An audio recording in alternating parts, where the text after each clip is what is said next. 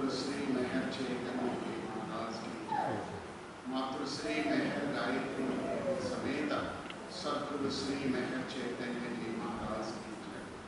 मातृश्री मेहर गायत्री देवी समेत सद्गुरु श्री मेहर चैतन्य जी महाराज की जय।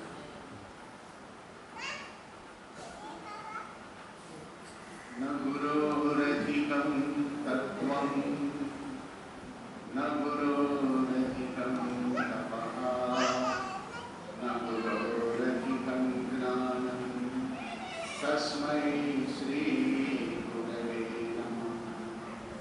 तस्मै श्री गुरवे नमः। तस्मै श्री गुरवे नमः।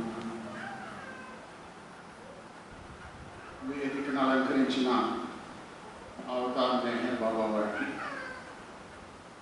మాతృశ్రీ సమేత సద్గురు శ్రీ మెహర్ చైతన్య మహారాజు వారికి, ఈనాటి ఈ కార్యక్రమానికి విచ్చేసిన ఆంధ్ర సోదరి సోదరులకి హృదయపూర్వకమైన జయబాబు.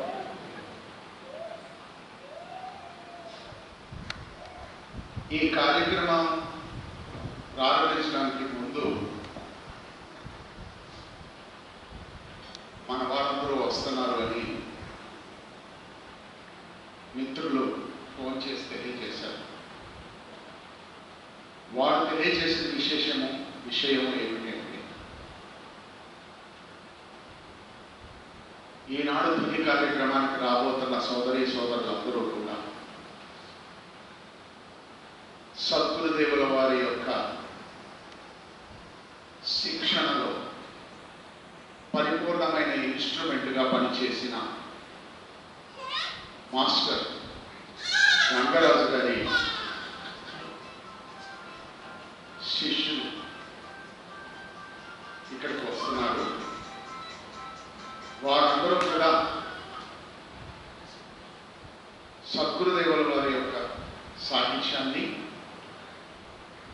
మెహర్ బాబా వారి యొక్క సందేశాలని చక్కగా ఆకళింపు చేసుకోవడమే కాకుండా జీవితంలో అనుష్ఠించడానికి వారిదైన పరిధిలో చక్కగా కృషి చేస్తున్నారు. సో వారి ముందు మనము మాట్లాడాలి అంటే, బాబావారి గురించిన విషయాన్ని తెలియచేయాలంటే బాబావారు మీకు సహాయం చేస్తే చక్కగా జరుగుతుంది అని తెలియజేశారు. సరే, బాబావారి సందేశాన్ని తెలియచేయడం అంటే గంగరాజు గారు కొంత పరిచయం, ఎక్కువ పరిచయం లేకపోయినా ఒక పరిచయం అయితే డెఫినెట్గా ఉంది. వారు మెహర్ యుగలో ఆర్టికల్స్ రాస్తూ ఉండేవారు. సద్గురుదేవుల వారు వారి సమ్ముఖంలో వారిని వచ్చి మాట్లాడమని తెలియచేస్తున్నప్పుడు ఆయన ఎంతో వినయంగా, అసలు ఆ వినయాన్ని ఎలా చెప్పాలి అంటే చూస్తేనే అర్థం చేసుకోగలం, అంత వినయంగా మాస్టర్ ముందు మాస్టర్కి సంబంధించిన సందేశం భావనాపూర్వకంగా, భావాంతపూర్వకంగా చక్కటి కథల్లో తెలియజేసేవారు. అలాంటి గంగరాజ్ మాస్టర్ గారి శిష్యులందరూ ఇక్కడ ఉన్నారు అంటే, గురుదేవుల ద్వారా అనుసంధింపబడిన వారందరూ ఇక్కడ ఉన్నారంటే, మీరందరూ చూసే కథ ద్వారా, మీ చెవుల ద్వారా, మీ హృదయం ద్వారా గంగరాజ్ మాస్టర్ గారు మెహర్ బాబా వారి కార్యక్రమాన్ని వీక్షిస్తున్నారు, వింటున్నారు అని నేను భావిస్తున్నాను. గంగరాజ్ మాస్టర్ గారు అందరి సద్గురుదేవుల వారి శిష్యుల వలనే రెండు విషయాలకి ప్రాముఖ్యత ఇచ్చేవారు. ఒకటి మెహర్ బాబా వారి మెసేజెస్కి, రెండవది సద్గురుదేవుల వారికి చూపించవలసిన విధేయత గురించి చేస్తుండేవారు. చక్కగా చిన్ని కథల్లో తెలియజేస్తుంటారు. ఆ కథల ద్వారా గంగరాజ్ మాస్టర్ గారి గురించి నెమ్మదిగా తెలియజేస్తాను. కానీ గంగరాజ్ మాస్టర్ గారు ఆశించిన విధంగా మొట్టమొదటగా మెహర్ బాబా వారి యొక్క చిన్న సందేశంతో ప్రారంభించి సద్గురుదేవుల వారు యొక్క అమృతవాణి మనందరం విందాం. ఈరోజు సెప్టెంబర్ 12, 1954 సంవత్సరంలో సెప్టెంబర్ 12వ తేదీన మెహర్ బాబా వారు ఒక పిలుపిచ్చారు. మానవాళికి ఒక పిలుపిచ్చారు. ఆ పిలుపు ఏమిటి అంటే కమాల్ అంటుంది. అందరూ నా దగ్గరికి రండి. I am the way and the go. నేనే మార్గాన్ని గమ్యాన్ని అని సుస్పష్టంగా తెలియజేస్తూ మెహర్ బాబా వారు ఆ మెసేజ్ ఎలా స్టార్ట్ చేస్తారంటే, age after age, when the wick of righteousness burns low, the avatar comes yet once again to rekindle the torch of love and truth. యుగ యుగాలుగా ధర్మము అనే ఆ వత్తి తన యొక్క వెలుగును కోల్పోతూ ఉంటుందో ఆ సమయాల్లో